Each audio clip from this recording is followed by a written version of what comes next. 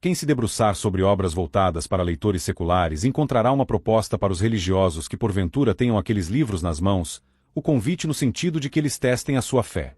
Estabelece-se um divórcio entre fé e razão, mas não apenas isso, a expectativa traçada por eles é a de que a razão proceda ao julgamento da fé. Porém, mais interessante do que a razão julgar a fé é a razão julgar a si própria. Façamos então um julgamento da razão contra a razão, testando até que ponto os assim denominados racionalistas estão de acordo com a estrutura da realidade e as condições psíquicas mínimas para filosofar sobre temas complexos, e qual é o background cultural que eles possuem para que assim façam com tranquilidade. Num primeiro momento, o ateísmo pode parecer algo intuitivo e produto do livre questionamento de uma personalidade curiosa. O ateu, em tese, seria um questionador por excelência. Porém, lendo em retrospecto, o ateísmo ou agnosticismo teria surgido do nada, como produto natural do pensamento, com as meras dúvidas da época de ensino médio, quando o adolescente fazia seus primeiros questionamentos. A que tradição secular esses questionadores pertencem? Nem todos os ateísmos são iguais. Chegou-se mesmo a sugerir a necessidade de uma ciência própria chamada de ateísmo comparado, porque os descrentes variam conforme as culturas de que provém. Um ateu e-judeu não é a mesma coisa que um ateu ex-cristão e este, muito menos, possui alguma similaridade com um agnóstico que tenha provindo de uma cultura islâmica.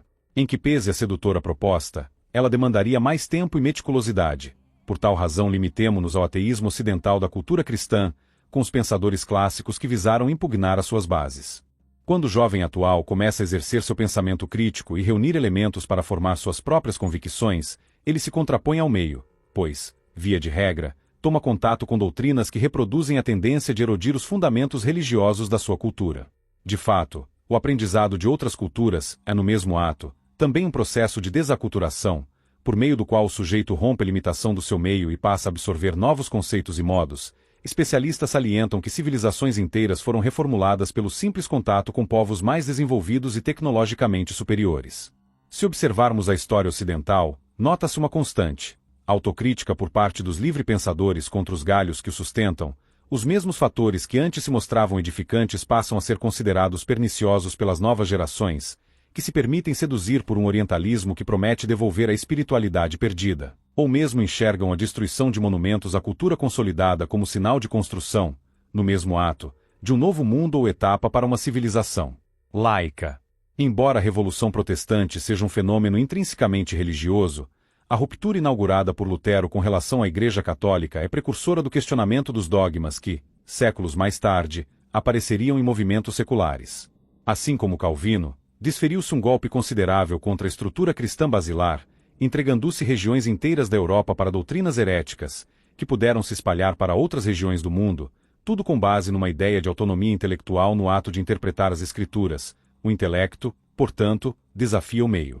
Nietzsche fornece uma leitura invertida desse acontecimento histórico. Segundo ele, Lutero revigorou o cristianismo ao promover a Revolução Protestante, tirando o poder da Igreja e transferindo aos príncipes e suas igrejas locais, como se o protestantismo de seitas múltiplas fosse superior à estrutura unificada, deixada por Cristo a Pedro e seus sucessores e que tem sobrevivido ao teste do tempo, apesar de todas as crises. Para Márcio Giménez de Paula, o que temos que, talvez, pensar é que se Nietzsche será um crítico da modernidade, Lutero é o seu pai. Logo, a crítica nietzschiana deseja atingir o fundamento da modernidade, por isso atinge Lutero e todos os ideais do que depois se constitui na modernidade. Se pensarmos que a principal crítica está na genealogia da modernidade, estamos na pista correta. A Revolução Protestante é considerada a primeira revolta metafísica paradigmática, embora ainda carregada de fervor religioso, em contraste ao modo de sentir dos revolucionários franceses, já despidos dessas amarras, que consideravam simples crendices. Contextualizando as influências por meios das quais os descrentes contemporâneos formam as suas convicções, nos primeiros anos de estudo, tanto na fase de ensino médio quanto no período em que o jovem cursa disciplinas na universidade, as leituras começam a se acumular e os filósofos iluministas preenchem o imaginário como antepassados do racionalismo antirreligioso. Todo racionalista tende a guardar um sentimento de pertinência com relação aos filósofos iluministas, a exemplo dos enciclopedistas franceses. Para essa geração de pensadores do século XVIII, ou fundia-se todas as religiões num caldeirão comum e sustentava-se o deísmo ou zombava-se da religião hegemônica, buscando descredibilizá-la e atacar o clero. Daniel Morne comenta sobre essa ideia, que passou a ser patrimônio comum dos escritores da época, a existência de uma religião natural, revelada pela consciência a todos os homens que refletem, e que não necessita de milagres, textos obscuros, teólogos, universidades, prisões ou carrascos para ser comprovada e imposta. Essa religião, que fundamenta as religiões reveladas ou que pode até mesmo dispensá-las, dá origem ao deísmo.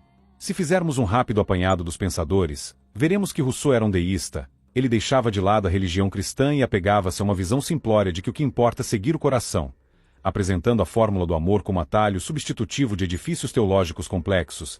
Ao tratar da religião civil, ele pretendia estabelecer que as religiões seriam admitidas, ou não, conforme as necessidades do Estado, a tal ponto em que afirmou que quem ouse, contudo, dizer fora da Igreja não há salvação, deve ser banido do Estado. Os cultos admitidos seriam inclusivistas, com dogmas flexíveis, perfeitamente compatíveis com as exigências do Estado. Rousseau estabeleceu traçados fundamentais para aquilo que seria chamado de Estado laico. Segundo Diderot, tudo que teve começo terá um fim. Se as religiões tiveram um começo, elas também terão um fim, tendo esse pensador também dito que se a razão é uma dádiva do céu, e se o mesmo se pode dizer quanto à fé, o céu nos deu dois presentes incompatíveis e contraditórios. John Locke, por sua vez, afirmou que as crenças são produto do ambiente. Levando-se em conta a junção de clima, costumes, economia e outros fatores correlatos, encontraremos também em Montesquieu passagens que sustentam essa visão do ambiente como fator definidor dos hábitos e costumes.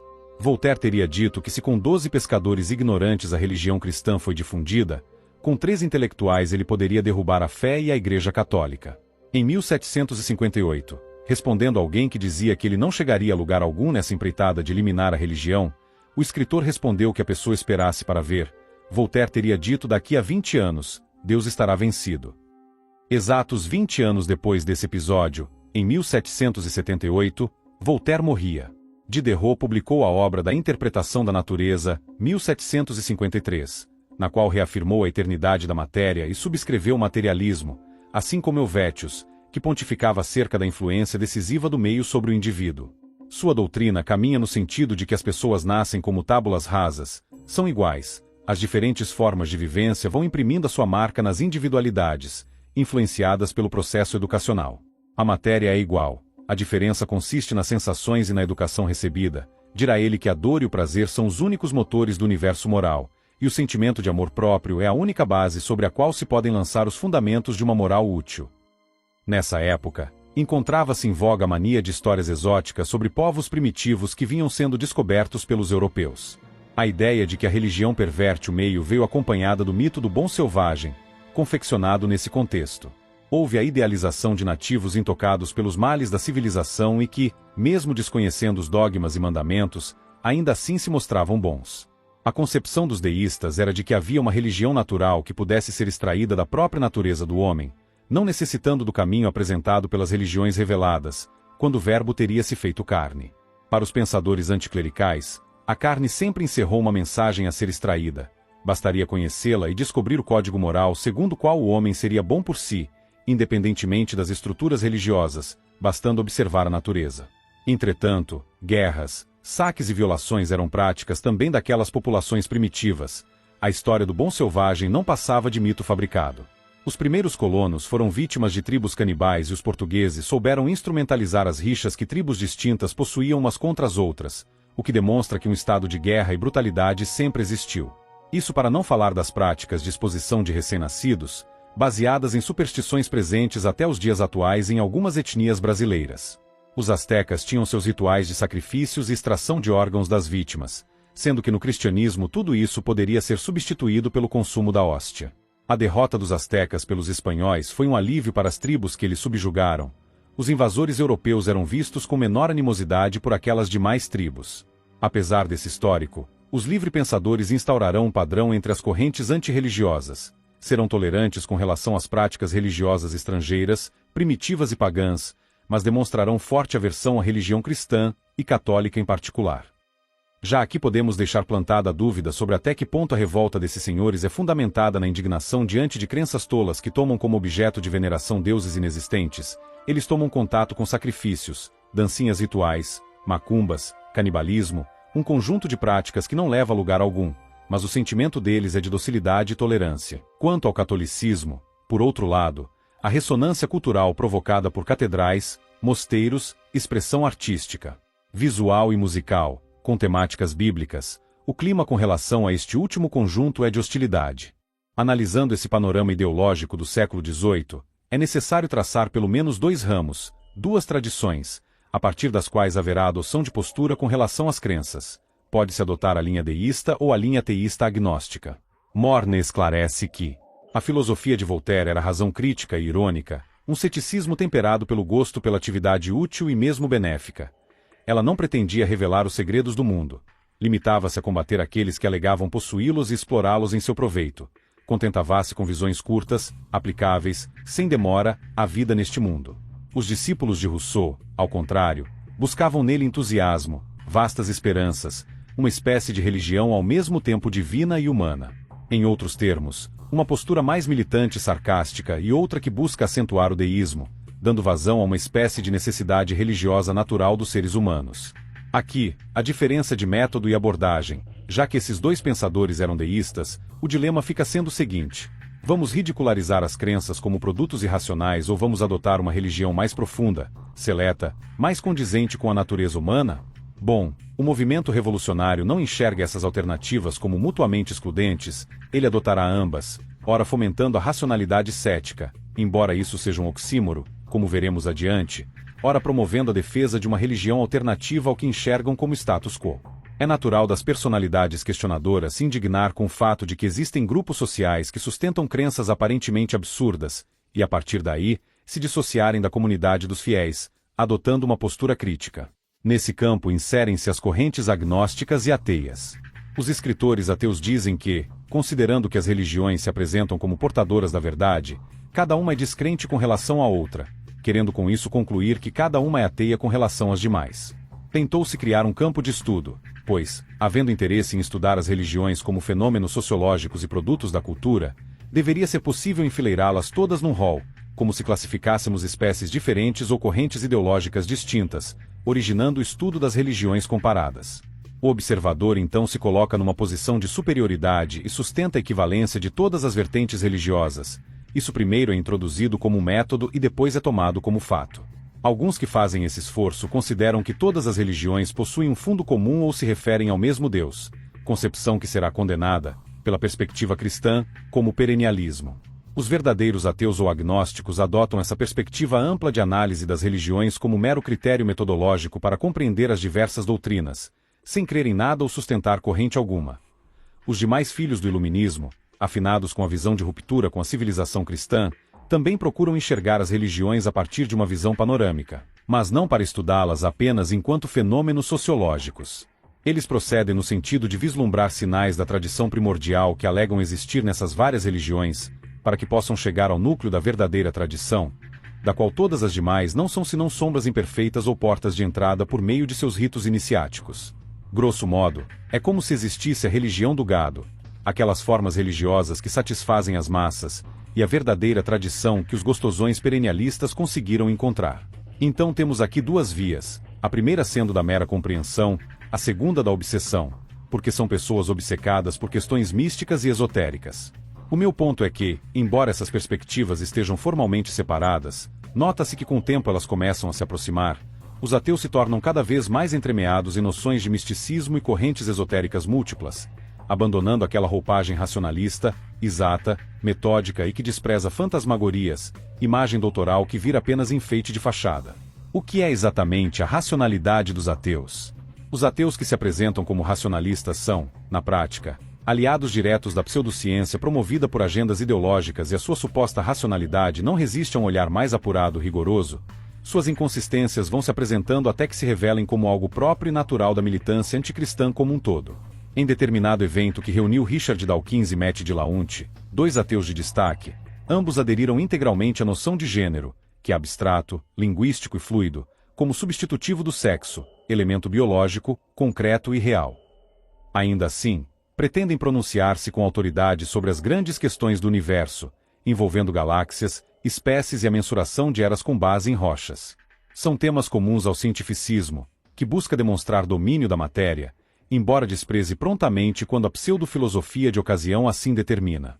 Richard Dawkins só veio elevar o tom contra a pseudociência depois de muito tempo.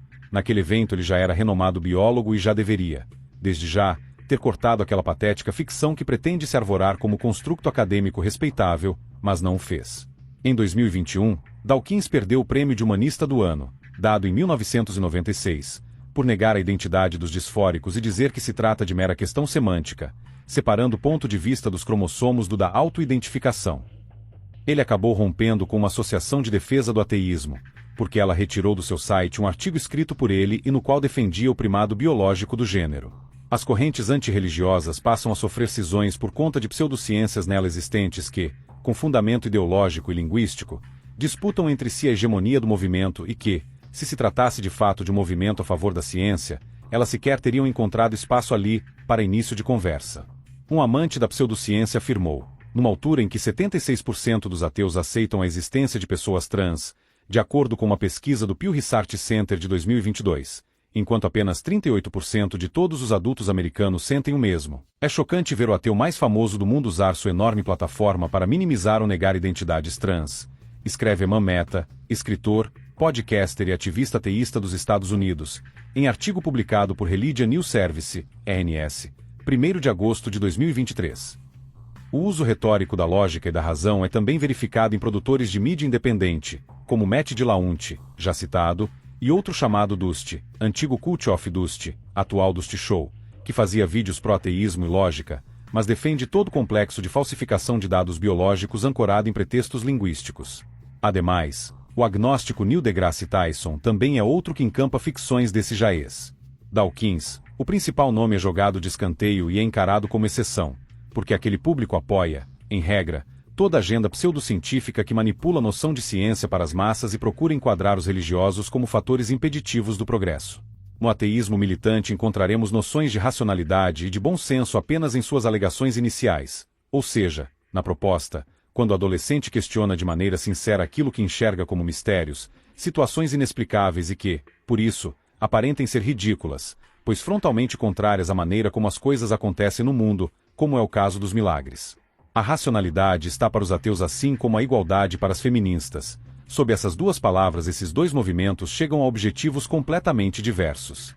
Nesse primeiro momento, os ateístas e agnósticos parecem caminhar no sentido da exatidão intelectual dos fatos, citando pesquisadores e estatísticas, experimentos e teorias que gozam de prestígio nos círculos científicos e acadêmicos, procurando embasar as suas posições em algo que lhes pareça sólido. A sugestão que devemos fazer, nesse caso, é forçar esse tipo de raciocínio até as últimas consequências, porque se são lógicos e coerentes nas suas premissas, assim também serão as suas conclusões, ou pelo menos deveriam ser. O autor Sam Harris, que queria investigar uma moral independente da religião, acabou desmoralizando esse tipo de iniciativa, porque ele acabou sendo o arauto da moral artificial que disse não se importar se houvesse corpos de crianças mortas no porão de Hunter Biden. Um moralista ao seu modo, certamente. Harris considera um absurdo que existam pessoas convencidas de que a Terra não tem mais de 6.000 anos, mas com relação à empulhação dos ideólogos modernos que pretendem negar ou dissolver as noções de sexo no conceito linguístico de gênero, ele não se mostra nem um pouco indignado.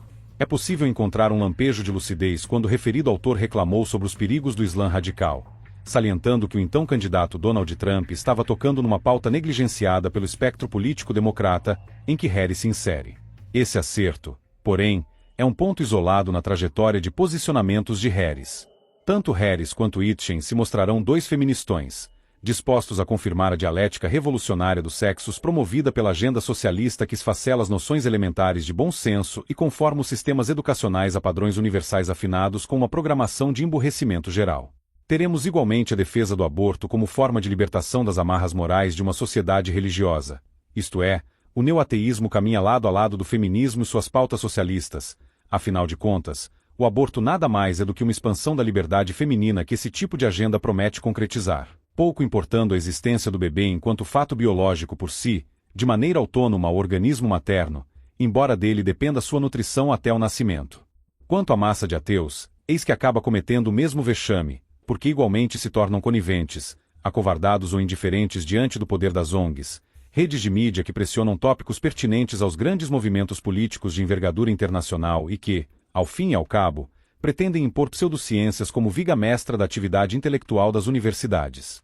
Os ateus, supostamente racionalistas, deveriam ser os primeiros a reafirmar a exatidão da ciência econômica, contrapondo-se à pseudofilosofia marxista, deveriam também compor a vanguarda da defesa do óbvio, no que toca à dualidade sexual, sem a qual não há sequer teoria da evolução, portanto desafiando a pseudociência de gênero e travando combate ao aborto, porque biologicamente é um ser distinto da mulher que se encontra ali em gestação. Mas ao contrário, eles são dóceis nessas duas ocasiões, reafirmando tanto um quanto o outro, legitimando ficções econômicas utópicas e farsas linguísticas que pretendem violar a biologia. Eles também deveriam ser capazes de aferir as verdades absolutas, seja no campo matemático, lógico ou moral, considerando que é próprio da racionalidade decifrar e reconhecer esses elementos permanentes e constitutivos da realidade, atribuíveis ou não a Deus. Mas não conseguem fazer isso. As correntes céticas são relativistas por excelência e, por isso mesmo, não conseguem ter razão firme sobre nada. Se tivermos que fazer um juízo de valor sobre a escola ateia de pensamento, é necessário fazê-lo com base naquilo que os ateus, em geral, defendem. O pensamento ateu moderno é essencialmente feminista, apoiador da pseudociência de gênero, do socialismo, da intervenção estatal e centralização política promovida pela esquerda, que os ateus, em geral, defendem. Ou seja, eles se situam decisivamente no campo revolucionário e se alinham àquilo que a má linguagem resolveu chamar de progressista. Eles tendem a ser politicamente engajados e costumam enxergar no eleitorado conservador cristão de seus países o inimigo natural da tradição iluminista que encampam, olhando com simpatia a ideia do universalismo humano secular, globalismo ou homem como cidadão do mundo, por isso voltam os canhões contra as tradições nacionais de seus respectivos países. Relativistas, pós-modernistas, observam os costumes como padrões que necessitam ser rompidos. Como eles identificam ciência com tecnologia, defendem a quebra de padrões éticos e a ampliação do poder tecnológico de controle, a manipulação do genoma e da identidade humana. Alimentam a convicção de que a ciência não pode ser parada e qualquer tipo de experimento que possa ser feito deve ser também considerado lícito e ético, flerta-se com o transhumanismo, por exemplo.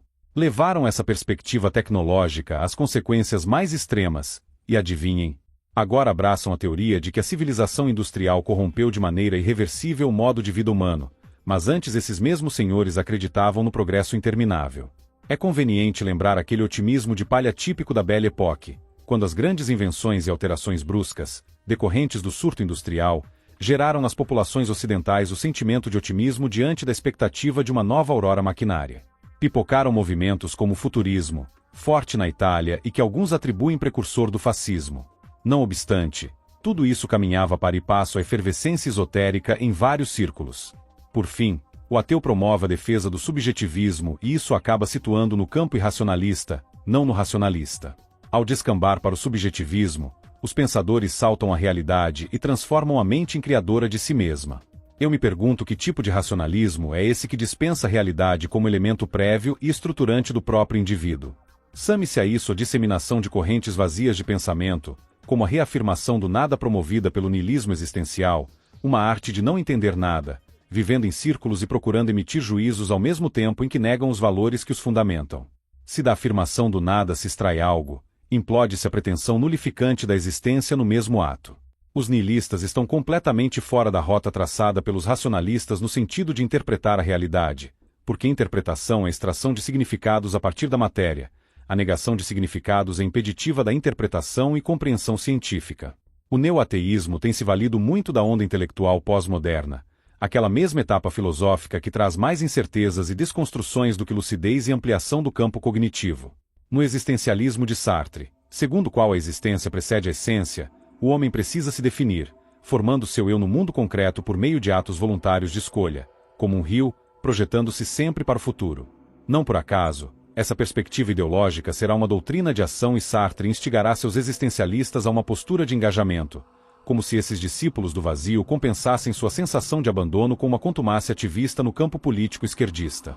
Houve um efeito contrário das ideologias céticas, porque, querendo desconstruir Deus, elas acabaram por inviabilizar a própria noção do eu humano enquanto dado da realidade. Em caminho diametralmente oposto aos delírios pós-modernos, a ideia por trás da adoção de uma perspectiva autenticamente racionalista é justamente a de reafirmar o eu, a individualidade racional e a sua capacidade de decifrar os fatos, chegando-se então à negação de ficções construídas pelas religiões, tudo isso com os pés no chão e em contato direto com a realidade. Isso que seria um racionalista secular, que só pode impugnar as evidências de Deus se, por óbvio, tomar a sua própria identidade como evidente ela própria.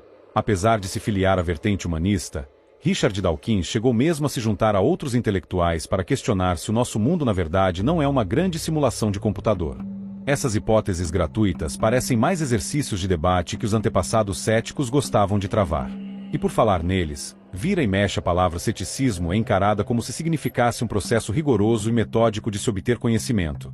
Quando uma pessoa assim se define, ela está querendo dizer que não aceita qualquer tipo de afirmação sem que antes a tenha passado por um filtro que teste a consistência das verdades alegadas.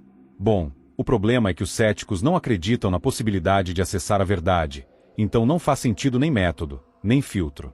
Para os céticos, não podemos ter certeza sobre coisa alguma, exceto sobre as observações que fazemos sobre as coisas. Coplestone escreve que enquanto os estoicos e epicúreos viam na ciência ou conhecimento positivo um meio para alcançar a paz de espírito, os céticos buscavam atingir a mesma meta através do repúdio do conhecimento, isto é, através do ceticismo, o oposto da ciência. Ao contrário de buscar certezas, os céticos sustentam que a mesma coisa aparece de maneiras diferentes para pessoas diferentes, e não sabemos qual delas está correta. A qualquer afirmação podemos opor a afirmação contrária com argumentos igualmente bons. Não podemos estar certos, assim, acerca de nada, e o sábio irá conter seu julgamento. Em vez de dizer isto é assim, devemos dizer isto é assim para mim ou isto talvez seja assim. As recomendações céticas querem dizer que não se pode confiar nem na percepção sensível nem na razão. O discípulo de Pirro de Elis, Timon de Fliunte, dirá que devemos, em consequência, suspender todo julgamento, não nos permitindo ser pegos a fazer nenhuma afirmação teórica, e assim atingiremos a verdadeira tranquilidade da alma. Muitos que se denominam céticos provavelmente não querem negar a possibilidade de conhecimento, então eles deveriam buscar outra denominação.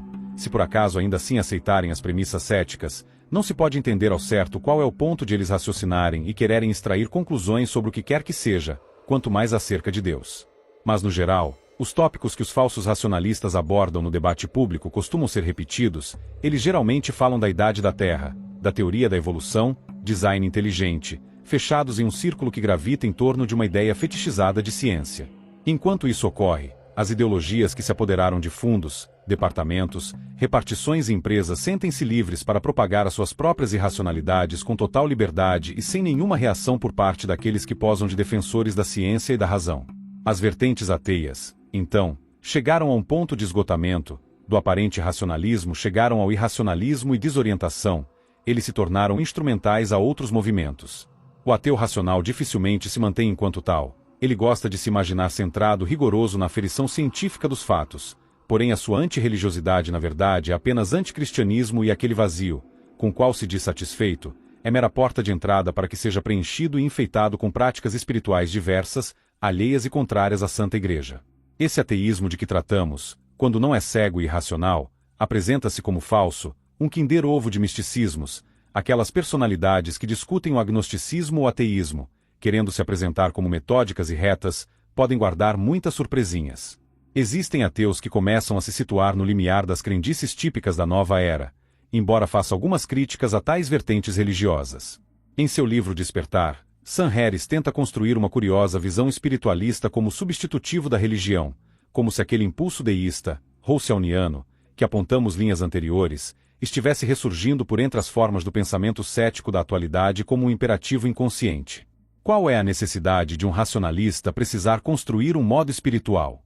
Nenhuma. No entanto, Harris delineia diversos exercícios de percepção e abstração vinculados à prática da meditação. Esse conjunto de práticas descritas em seu livro volta-se a produzir bem-estar, sensações marcantes e proveito social. A espiritualidade de Harris é basicamente a administração de emoções de modo a gerar o melhor resultado possível para sua saúde psíquica. Tenta-se separar conceitos místicos e espirituais do campo religioso. Ele desassocia a espiritualidade de religião, sendo esta dispensável para o ser humano, embora aquela ainda seja de valia. Dotado de cérebro, o ser humano sofre um fluxo de estados mentais, oscilações entre dor e prazer, explicáveis a partir da neurociência, sinapses e bipartição do cérebro humano em hemisférios esquerdo e direito. A espiritualidade de Sam Harris é autoajuda e, traindo expectativa de cultivar a saúde do cérebro, encontraremos em seu livro uma apologia soft, mas inequívoca, das drogas ilícitas. Sam relata que um dos seus insights veio com o uso de êxtase quando estava ao lado de um amigo. Com esse histórico, ele defende que o correto uso das drogas pode ser um caminho interessante para atingir o estado de iluminação. Transcreve-se uma passagem digna de ser acrescida ao presente raciocínio. Tenho 2 filhas que um dia usarão drogas. Obviamente farei tudo ao meu alcance para garantir que elas as usem com sabedoria, mas uma vida inteiramente sem drogas não é algo previsível e nem, a meu ver, desejável. Espero que um dia elas apreciem uma xícara de chá ou café pela manhã como eu faço. Se tomarem bebidas alcoólicas na vida adulta, o que é provável que aconteça, eu as incentivarei a fazê-lo com segurança.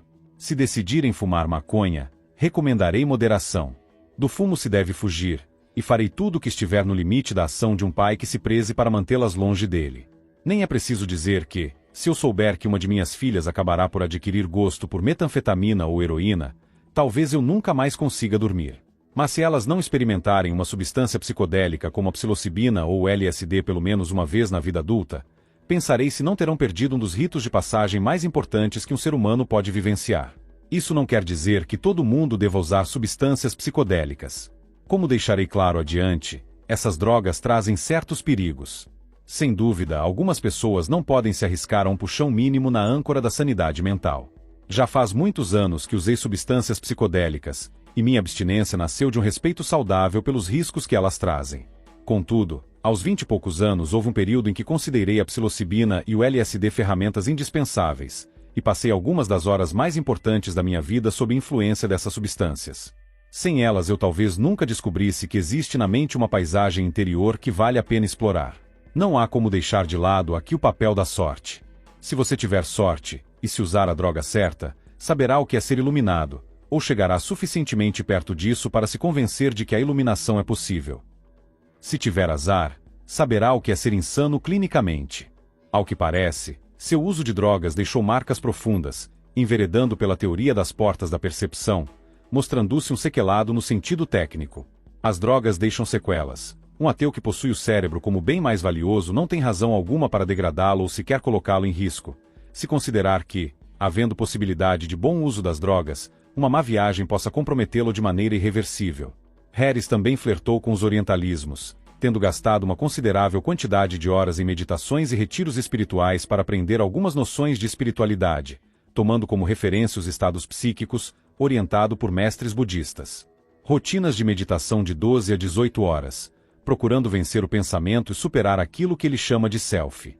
Nem todo pensador é inteligente, pois, como diria o ditado, de pensar morreu um burro. Filosofia não é aprender a pensar, mas articular as estruturas lógicas de maneira que sejam consoantes à realidade que o filósofo apreende com os sentidos. Embora o pensamento, por si só, não seja sinônimo de inteligência, o pensamento é o playground da racionalidade. Por que raios um racionalista iria querer buscar nas religiões orientais, que possuem fobia da atividade pensante, um caminho para a iluminação? Elas deveriam ser mais desinteressantes do que as próprias religiões abrâmicas, para alguém que se julga racional.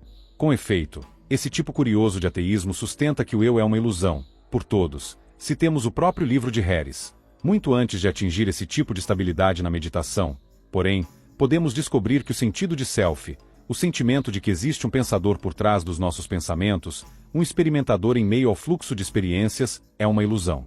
O sentimento que chamamos de eu é, ele próprio, produto do pensamento. Possuir um ego é como nos sentimos quando pensamos sem saber que estamos pensando. Mais adiante, ele afirmará: o que você está chamando de eu é um sentimento que surge em meio aos conteúdos da consciência. A consciência é anterior a esse sentimento, uma mera testemunha dele, portanto, em princípio, livre dele. O objetivo mais profundo da espiritualidade é se libertar da ilusão do self, e buscar essa liberdade, como se ela fosse um estado futuro a ser alcançado por meio de esforço, é reiterar os grilhões do nosso aparente cativeiro a cada instante. Os racionalistas em sentido estrito deveriam desprezar todas as crenças religiosas, uma vez que todas teriam por objeto coisas inexistentes, caindo em uma mesma vala de superstição. No entanto, cultivam simpatia por paganismos, ocultismos, orientalismos, satanismos e toda sorte de ismos imagináveis, exceto o cristianismo, esta religião paradigmática contra a qual se voltam todos os impulsos destrutivos e barbarizantes. O que justifica essa aparente harmonia do ateu ou agnóstico com crendices de todo tipo, desde que estejam voltadas contra o cristianismo? Seria apenas a alegação de que o cristianismo se trata de uma religião hegemônica e, portanto, de maior ameaça, devendo ser o alvo prioritário. Num primeiro momento, essa parece ser a justificativa. Porém, vamos mais longe. Até que ponto ele estaria disposto a persistir nesse impulso militante para unir forças contra o cristianismo? Será que esses ateus apoiariam governos liderados por comunistas, apenas porque estes são igualmente descrentes, e quando no poder, buscam solapar a Igreja de todos os modos? É aí que a irracionalidade atinge o seu ponto máximo, porque é a obrigação de qualquer ser dotado de racionalidade se contrapor a tais esquemas, diante do seu histórico criminal e inconsistência filosófica ou ideológica que lhes é característica. Se o sujeito não é anticomunista, não é racional, mas sim um mero emotivo a ser manipulado e integrado num esforço coletivo que ele próprio desconhece, esforço esse que usa a bandeira anticristã como cenoura de burro para fazer com que o ateu apoie as esquerdas, o que é a regra. Em geral, os anticlericais são esquerdistas, são irracionais e solapam a prosperidade nos campos intelectual, cultural, econômico e mesmo a rigidez psicológica. Dawkins, Hitchens, Harris e Dennett, alinhando-se àquela tradição de autocrítica ocidental, incorrem no mesmo modo de agir, no sentido de que o projeto iluminista é indissociável da vontade de alterar as estruturas de poder e decepar as partículas sociais que constituam obstáculo à ideia de progresso que eles cultivam, completamente ilusória e utópica. A lição que fica é que o racionalismo ou se perdeu no meio do caminho ou se encontrava viciado desde o início, quando os primeiros autores e grupos de discussões fizeram guerra à crença de seus pais, assim como pretendem os seus rebentos da contemporaneidade. Para fechar este tópico, conclui-se que, 1. Os ateus militantes, em geral, não são antirreligiosos, são só anticristãos mesmo. 2. Sua pretensão racional conduz à irracionalidade escrachada. Eles defendem ou toleram a pseudociência. 3. Os ateus que porventura conseguem uma visão racional dos fenômenos não persistem nesse ponto de equilíbrio, sua superioridade é ilusória. 4. As outras religiões ou práticas religiosas passam a ser abraçadas por esses mesmos sujeitos, principalmente quando a postura de racionalista científico começa a se esgotar. Isso é facilmente percebido nos casos de símbolos religiosos. Uma cruz em pé é um pedaço de madeira que não expressa nada. Mas se você vira a cruz de cabeça para baixo, o ambiente fica impregnado de um ar de crendice satânica patética. Aí a cruz inversa vira um símbolo interessante. Os rituais de missa são encenações sem significado, mas pentagramas e rituais satânicos são charmosos e instigantes. Eles possuem lá as suas razões de ser e não são objeto de piadas pelos ateus pseudo-racionalistas como meros objetos inanimados e brutos. Uma estátua de Bafomé tem beleza estética e se torna algo bacana de ter em casa, mas imagens de santos são ridículas e aí até mesmo a questão estética é esquecida. Em suma, a cruz pendurada no pescoço é um objeto qualquer, mas a correntinha com pentagrama tem significados profundíssimos, acerca dos quais o pseudo-racional pode palestrar com seriedade e fartamente, como se a cruz mesma também não tivesse o seu significado. Quando são coisas profanas, a capacidade de interpretação simbólica funciona. Em se tratando de símbolos sagrados, os neurônios pifam e aqueles objetos passam a ser apenas pedaços de madeira ou de metal, sem sentido, sem transcendência, sem referência histórica ou literária. Ou seja, esse duplo padrão do pseudo-ateu é uma verdadeira palhaçada diante da qual só podemos rir. Como eles são relativistas, suas certezas são falsas, e no que concerne às crenças, o fetiche do racionalismo cientificista e lógico cai por terra e dá lugar a outra constante, a de que o ateísmo é mera etapa intermediária entre crenças. Por isso afirmo em letras garrafais o seguinte mantra: primeiro ateu racionalista, depois gnóstico demonólatra. Ou então simplesmente, primeiro ateu, depois gnóstico. No geral, nota-se esse padrão do ateu pseudo-racionalista que, se num primeiro momento adota a posição negadora da metafísica religiosa, posteriormente se converte em simpático a vertentes metafísicas espirituais diversas da cristã, caindo por terra a fantasia de caça-fantasmas que anda pelo mundo desfazendo ilusões e totens representativos de delírios.